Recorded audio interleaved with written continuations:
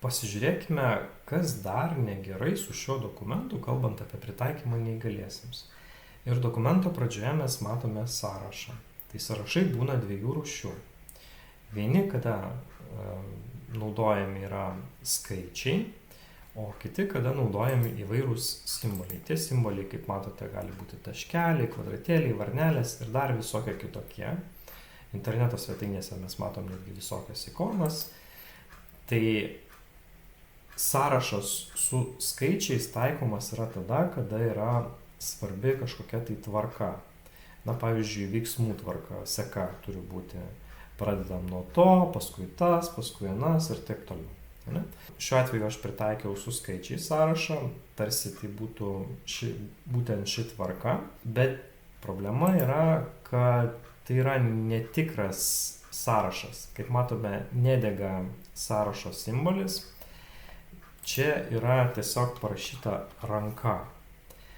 Ir jeigu jūs parašote ranka, padarote štai tarpelį ir toliau jau eina tekstas, tai yra labai blogai, kalbant apie būtent tai, kaip šį sąrašą matys asmo, kuris naudojasi ekrano skaitytuvu.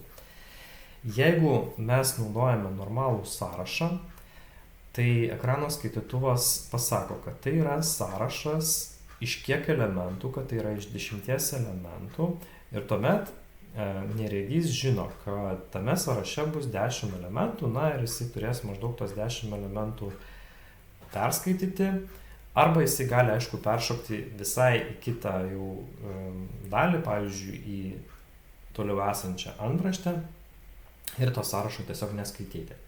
Tai ką reikėtų padaryti, tai pažymėti šitą sąrašą ir paspausti štai šį simbolį. Va dabar šiuo atveju jau sąrašas yra tikras. Dabar, jeigu mes ištrinsim štai skaičiuką, matome, toliau sąrašas sumažės iki 9, žodžiu, automatiškai. Tai spaudžiam Ctrl+Z, grąžinam. Ir dabar, jeigu mes kažkokią tai perkelsim struktūros dalį į kitą vietą, tai irgi automatiškai pasikeis. Na, pavyzdžiui, va štai 10 sukeiskime su 9.